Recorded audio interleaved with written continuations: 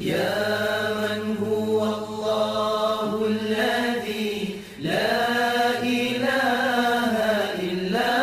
هو الرحمن الرحيم الملك القدوس